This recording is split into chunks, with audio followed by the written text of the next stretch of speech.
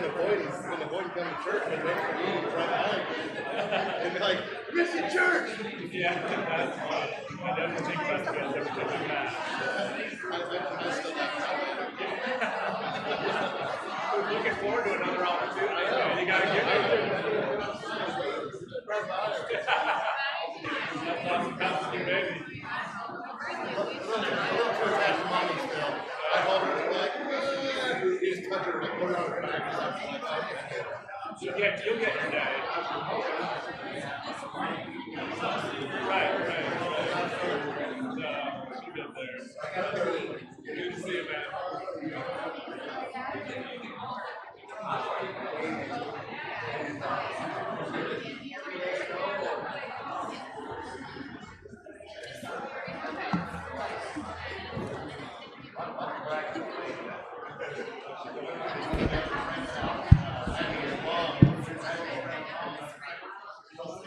Good morning.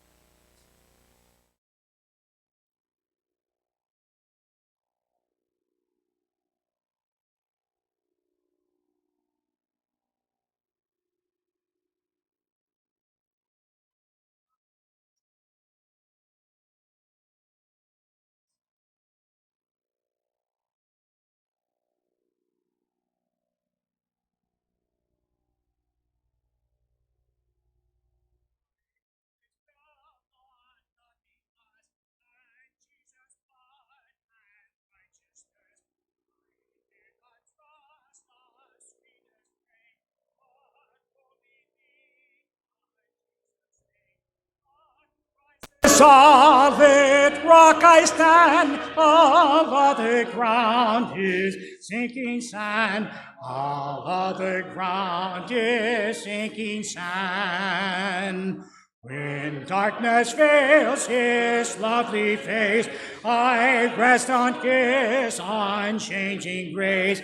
In every kite and stormy gale, my anchor holds within the veil. On Christ the solid rock I stand, all other ground is sinking sand. All other ground is sinking sand. His oath is covered, not his blood.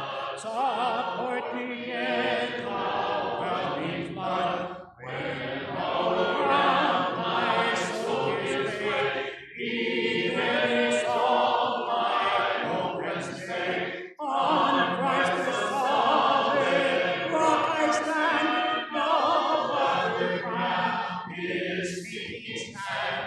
All other ground is sinking sand.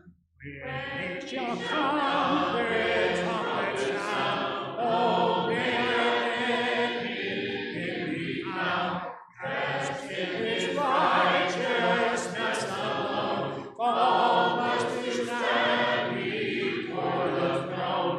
On Christ the solid rock I stand, all other ground is sinking sand. All other ground is sinking sand. Amen.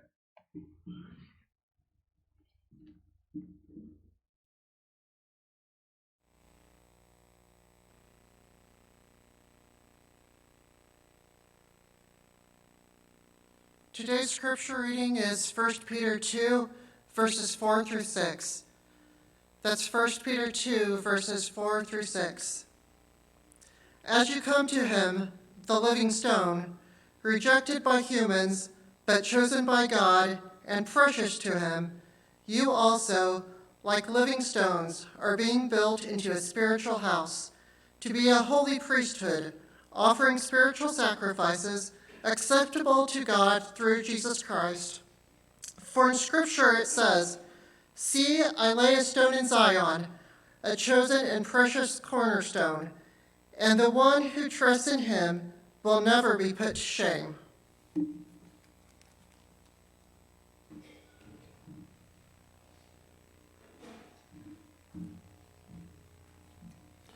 Thank you, Daniel. Thank you, Danny. And I kind of feel like one of our other Dans should be up here now just to keep the theme going. But I'm going to mess it up and we'll stick with Stephen, I guess. If you'll turn in your Bibles to the book of Ezra, and we'll end up in the 4th chapter. Just a couple of weekends ago, I was back in Indiana visiting my mother, and during the course of the visit, she wanted to go over to the old homestead, the place where her grandparents' house was, and the barn, and all that kind of stuff. She hadn't been there in over a year. So 2 of us went over there, and it's not far. It's just across the cornfield, actually, from where she lives now. And we managed to get around the property, rummage through the barn. We found an old chest that was kind of just falling apart, and inside it were magazines from the 1930s that were falling apart, and one little baby shoe. So we rescued the baby shoe, couldn't tell you whose it was and all, but it's kind of sad, actually. And the feeling of melancholy hit both of us. I mean, when I was a kid, there was a house there. There's just a chimney now. I stood in front of the chimney where there used to be a living room, and I was surrounded by weeds instead. The house is gone. The other barn is gone. Nothing but junk in the barn that's standing. The chicken coop that used to have a bunch of chickens on it that my brother and I used to climb on is kind of leaning, looking pretty sad. It's been empty for years. But when I was a kid, there was a nice pasture and horses and chickens and geese and sheep and a place where we would picnic with manicured lawn. There was a a windmill there, and we'd run the windmill to get cold water out of the well and drink it from a tin cup, so it had this delicious rust taste to it. And windmill's broken, hasn't worked in years.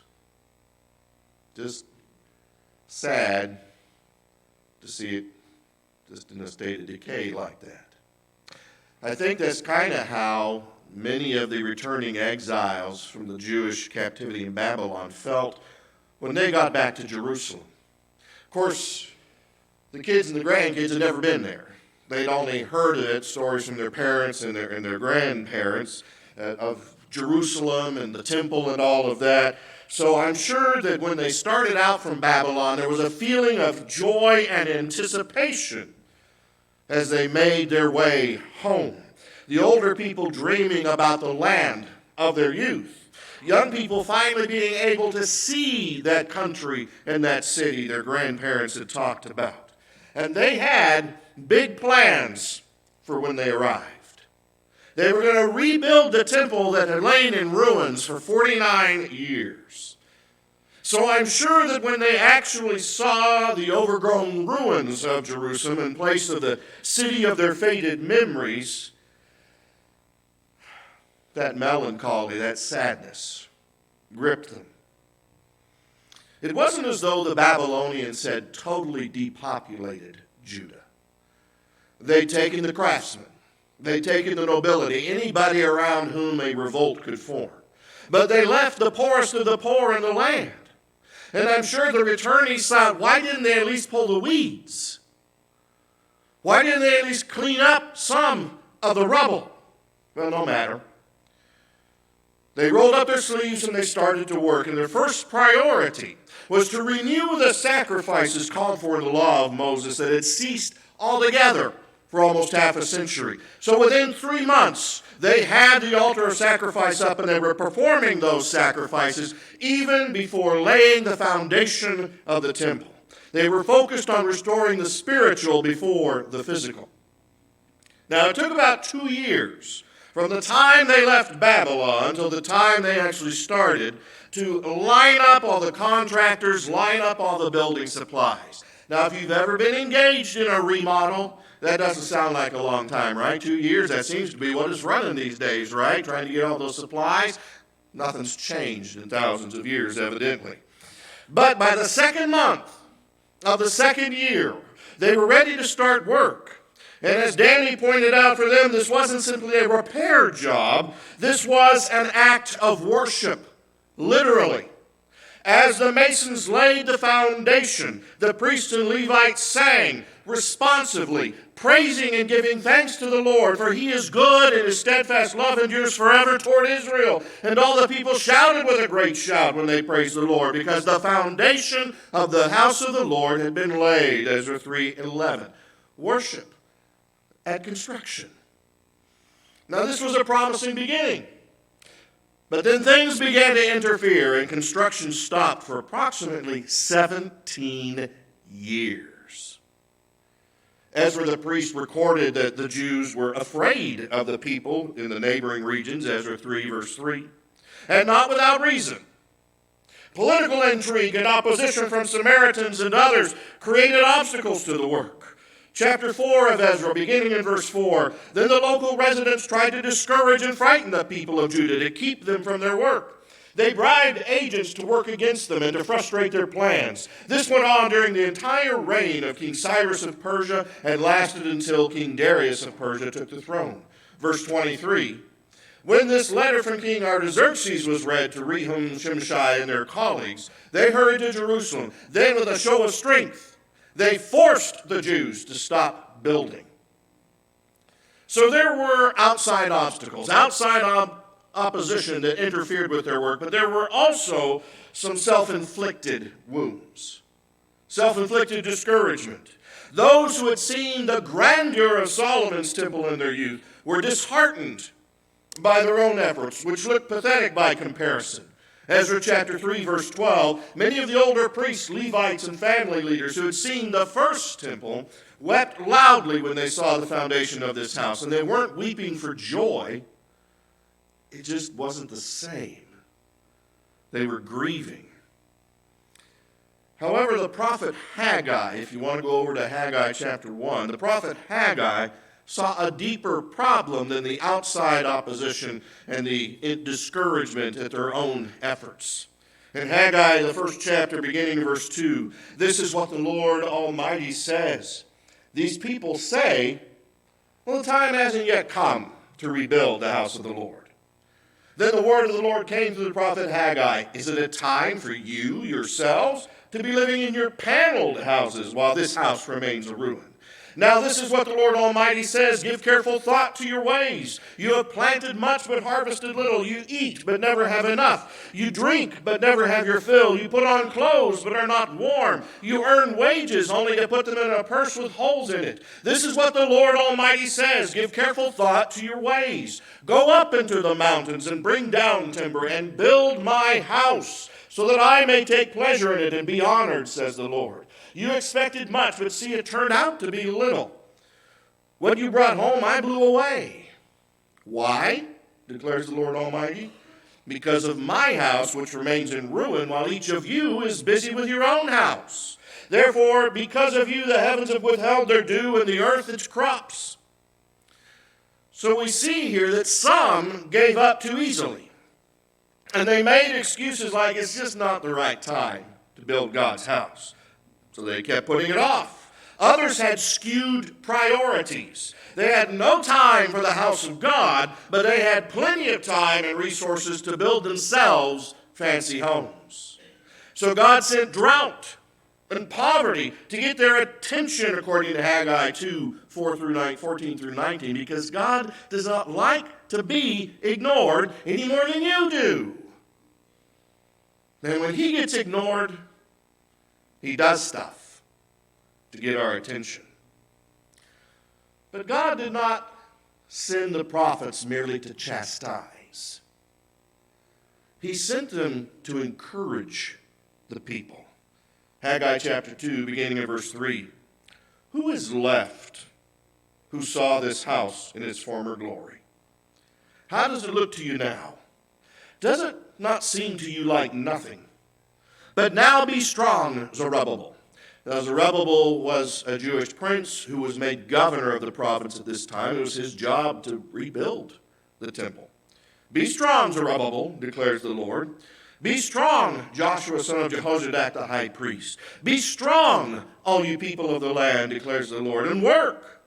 For I am with you, declares the Lord Almighty. This is what I covenanted with you when you came out of Egypt, and my spirit remains among you. Do not fear.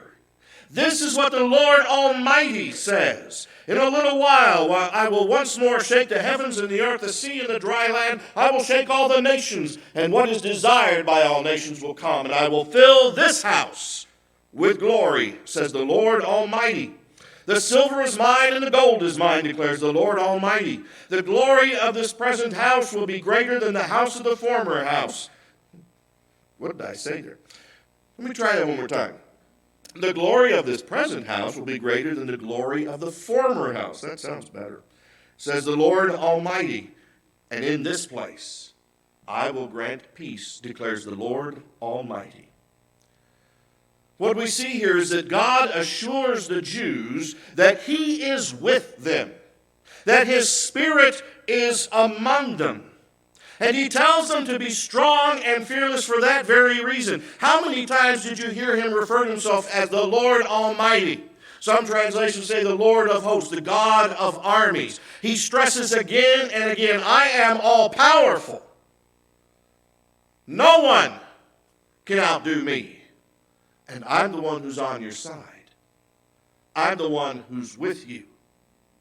Then he tells them that it's true that the temple they're building might not look like much in comparison to Solomon's. But God promises them to bring their temple greater glory than Solomon's ever saw. And this God did by gracing their temple with his living presence in the form of Jesus of Nazareth, who came to the very temple they built and taught in it and worshiped in it and performed miracles in it, giving their little temple greater glory than Solomon's ever saw. the prophet Zechariah also steps in and tells them that part of the problem, the reason for that self-discouragement, is that they have put their hope and their reliance in the wrong place.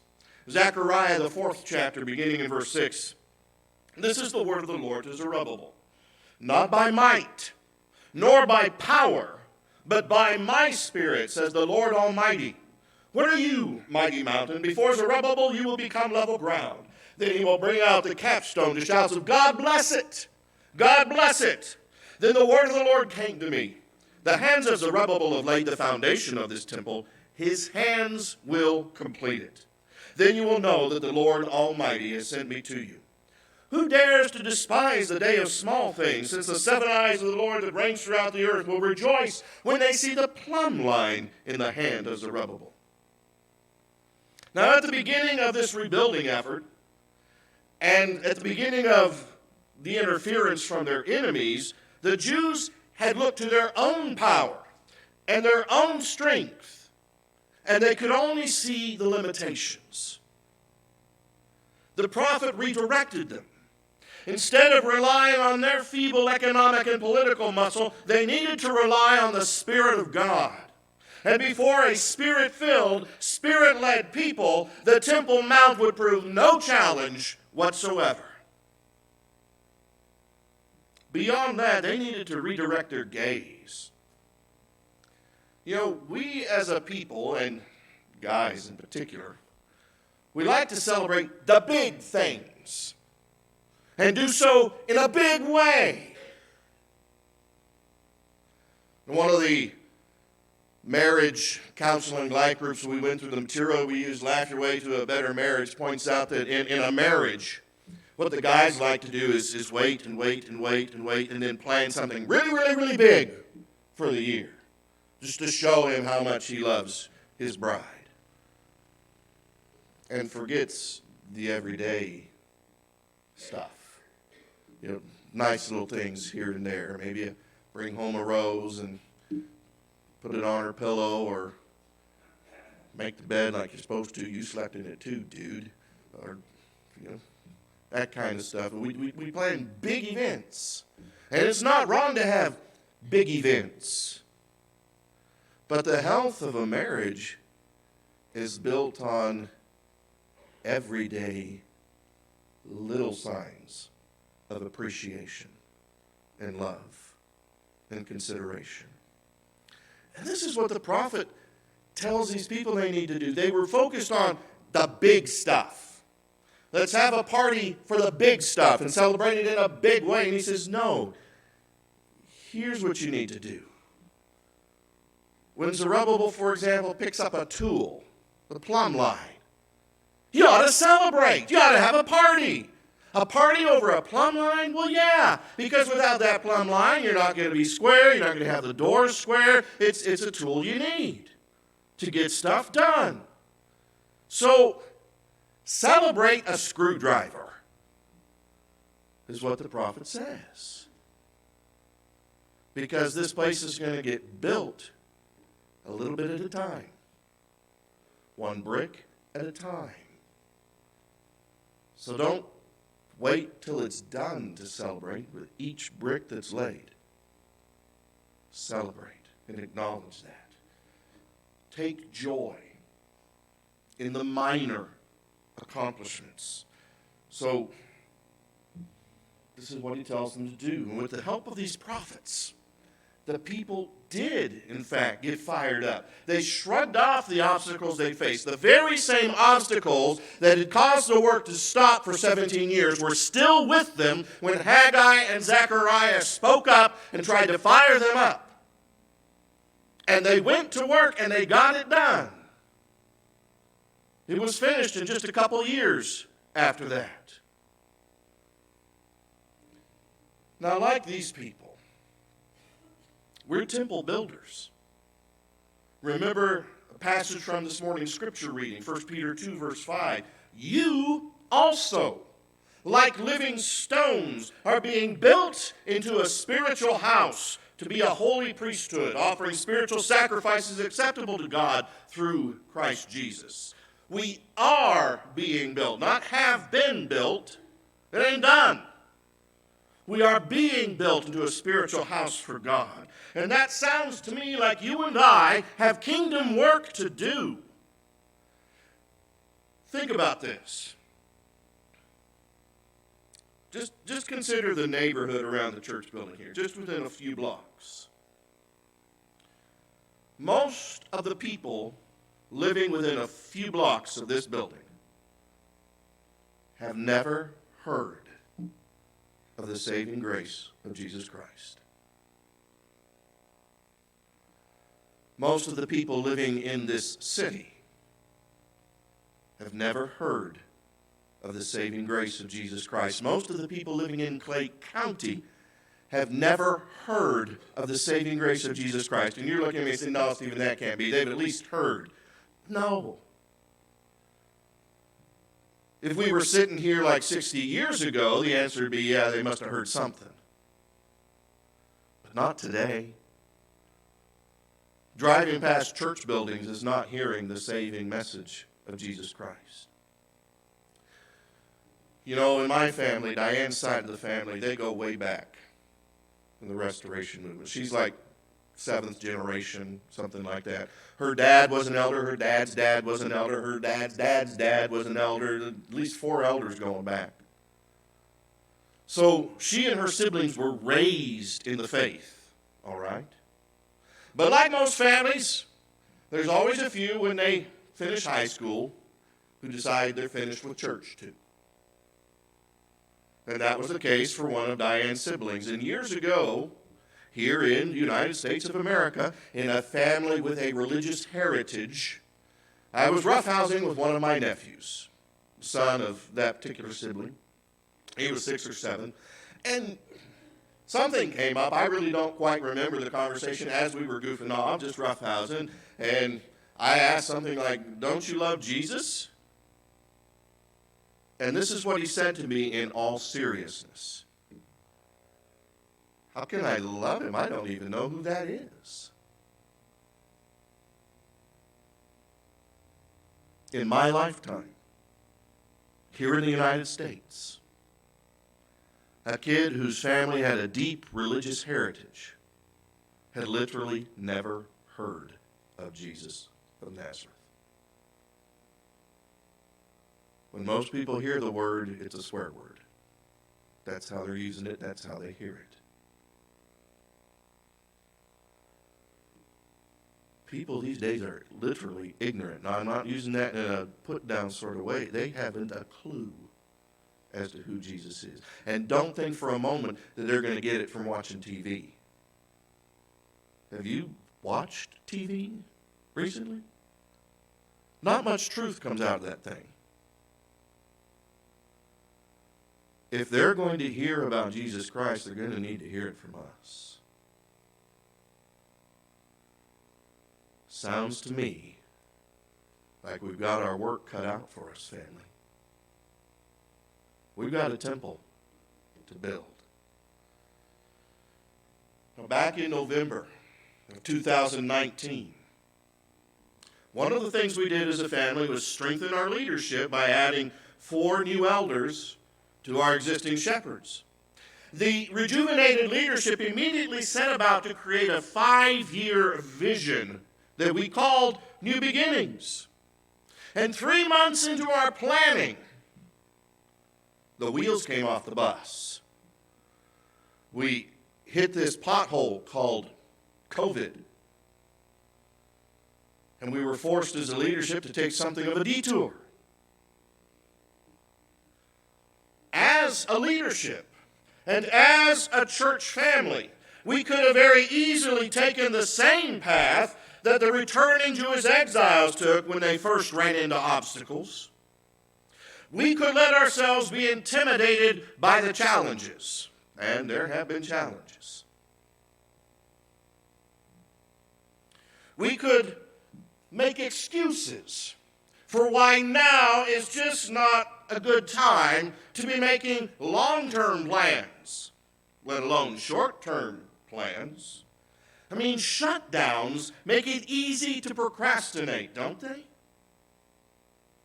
They also make it easy to get distracted.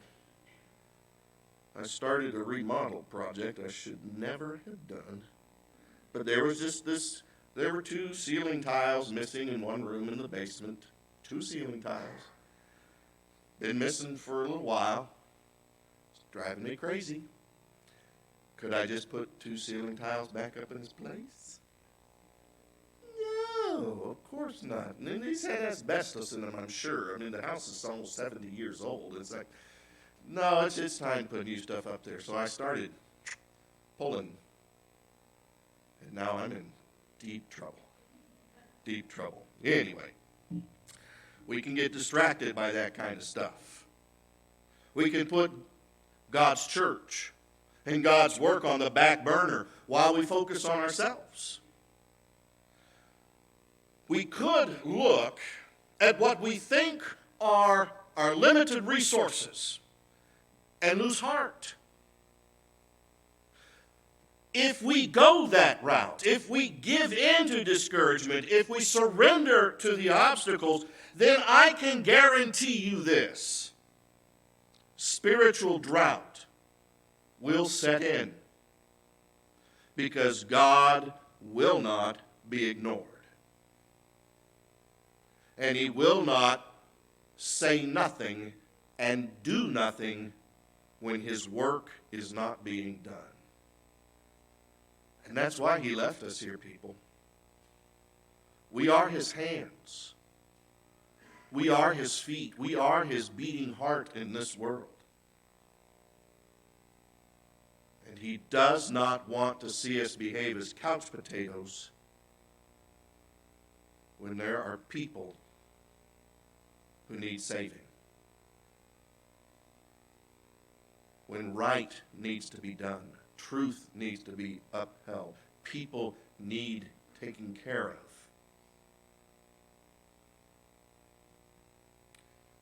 So we could give in to discouragement. We could sit back and do nothing. Or we could listen to the prophets and take heart. We could remember that God is with us, God Almighty, the one who runs the universe. He is with us. And He is in us. And He is at work in us and through us. We are His people. Amen? Amen.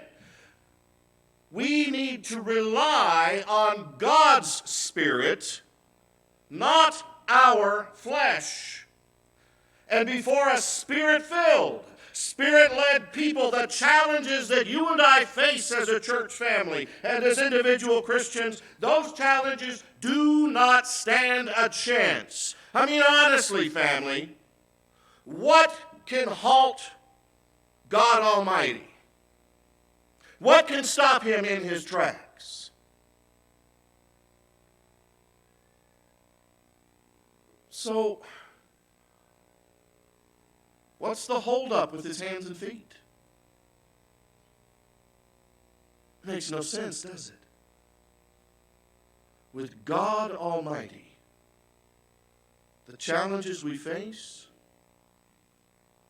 don't stand a chance. We need to make the work of God the priority in our lives. And we need to let God's glory shine through us. We need to learn to look around and see the many small things that God is doing and take joy when someone takes even a little baby step in the right direction.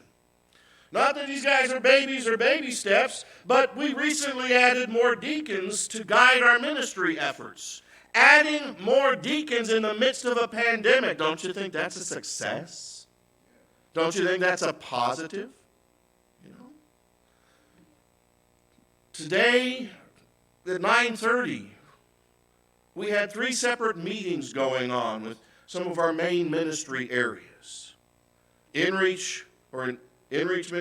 focused ministries were here in the auditorium.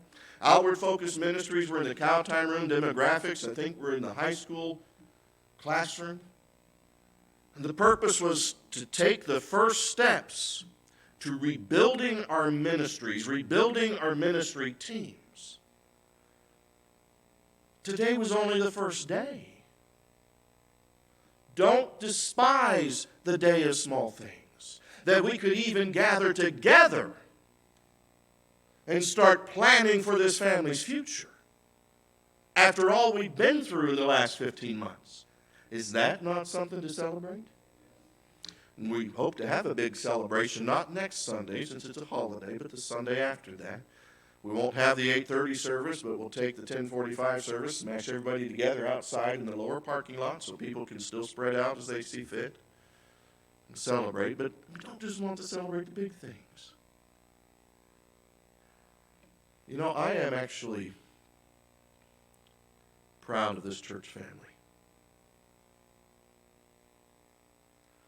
Proud of where we are today. Because during this whole ordeal, and I'm not one of those who thinks it's over, sorry to be a party pooper, but it would be extremely unusual in the history of pandemics if we're done.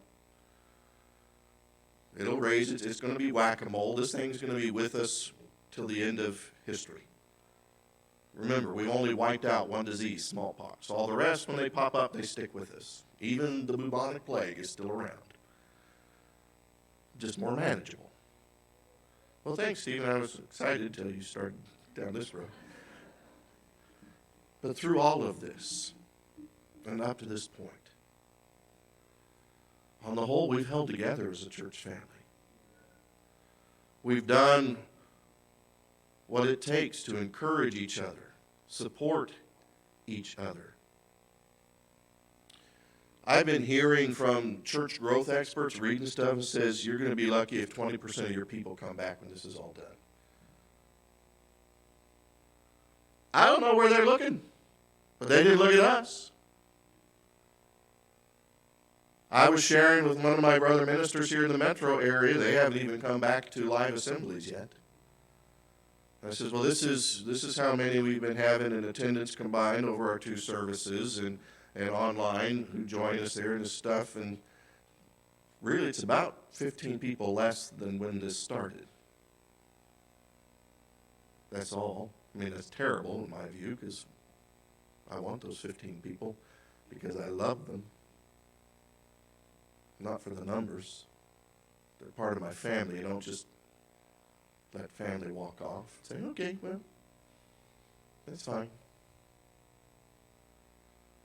But when I told him what our averages were, he was like, that's not supposed to happen. We're supposed to have 20%. Sorry. What am I going to do? Kick 80% of the people out? No. I am just, family, I am humbled by your dedication to each other. There's no explanation for us being able to be here today and not have been ravaged like so many other congregations than your love for the Lord and your love for each other. And I'm just blessed to be a part of this family and a family that held together like that. Not only held together, but it's been adding babies left and right. So, take the following words from Zechariah 8, verse 9, to heart as we take our next steps and new beginnings in our spiritual rebuilding effort. This is what the Lord Almighty says. You who now hear these words spoken by the prophets, who were there when the foundation was laid for the house of the Lord Almighty, let your hands be strong so that the temple may be rebuilt. Amen, family. Amen. I appreciate you listening. We're going to have a song, followed by another song. We'll do the Lord's Supper. At the conclusion of the Lord's Supper, know that the Dingus family will move down to the library, down the hallway, the last door on the right before you go in the double doors, and they'll be in there willing to meet with anybody who has a prayer request for anything, a praise, a petition, or what have you, but just an opportunity to pray with one of our leading families to get some encouragement from them. So they'll head there after communion. You can head there after communion too, and they'll stay down there till there's nobody waiting outside anymore for personal prayer. Thank you for listening, family. We join as we sing.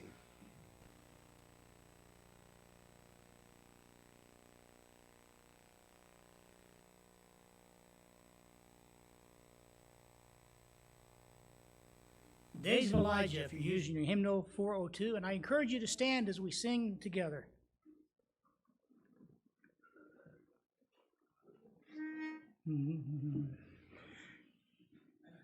These are the days of Elijah, declaring the word of the Lord.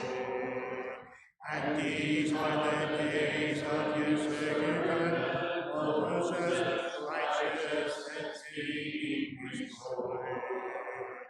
And these are the days of revival, of famine and darkness and sorrow, to be on the voice of the desert, crying, prepare ye the way of the Lord. Behold, he comes, riding on the clouds, shining like the sun, and the trumpets call. So lift your voice, it's a year of jubilee, and our signs till salvation comes. These are the days of Ezekiel, the tribe of becoming as God. And these are the days of his servant David, rebuilding the temple of praise. And these are the days of the harvest, of fields are as white as snow. And we are the laborers in your vineyard, declaring the word of the Lord. Behold, he comes, riding on the clouds, shining like the sun, and the trumpets call. So lift your voice, it's a year of jubilee, and our signs till salvation comes.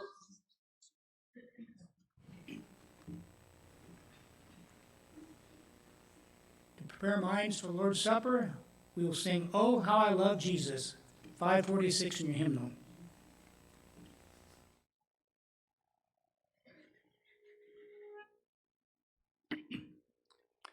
There is a name I love to give, I love to sing its word. It sounds like music in my ear, the sweetest thing on earth.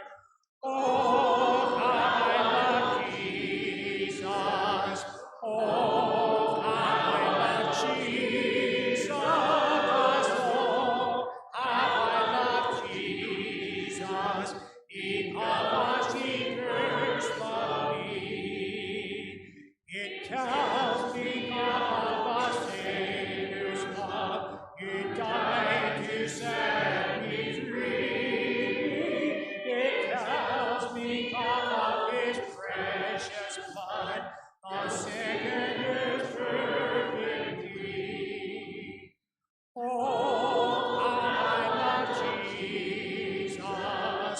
Oh, how I love Jesus. Oh, how I love Jesus. Because he first loved me. It tells of one whose loving heart can feel my deepest woe. Who can each sorrow bears the heart, and none can bear below. Oh, how I love Jesus. Oh, how I love Jesus.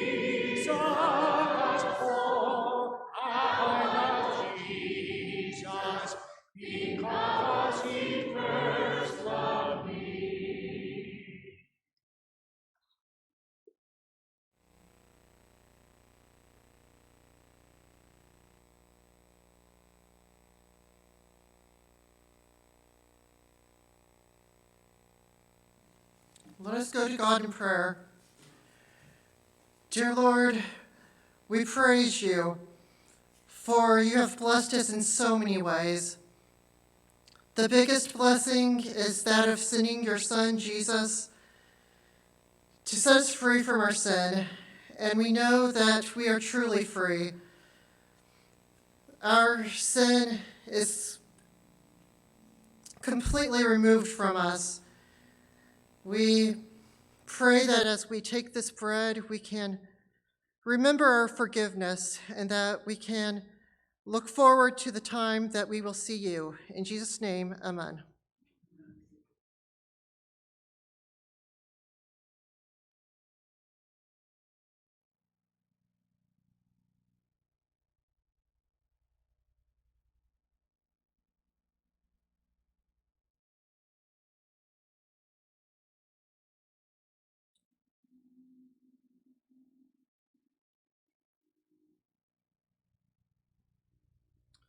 Lord, we come before you thanking you for your grace, for your love towards us.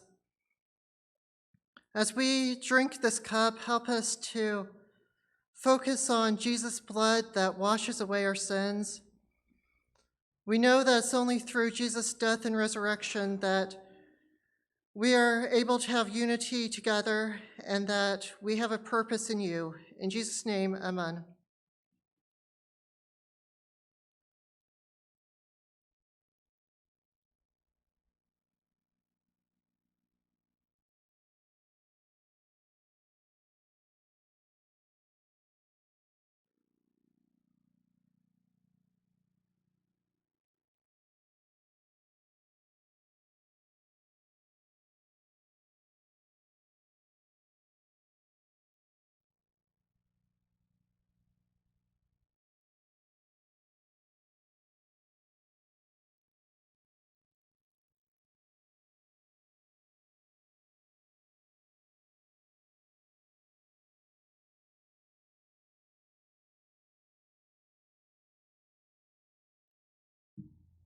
Isn't it great to be here today? I tell you what, I feel so invigorated seeing our new teams and our ministry start today. And if you didn't get a chance to be in one of the team meetings today at 9:30, please think about that next week and get involved. Let's stand for our closing prayer.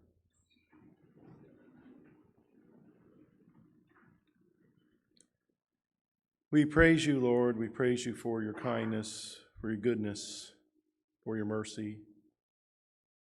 We praise you for being our rock. We praise you for being our strength. We pray that as we start our new ministries, as we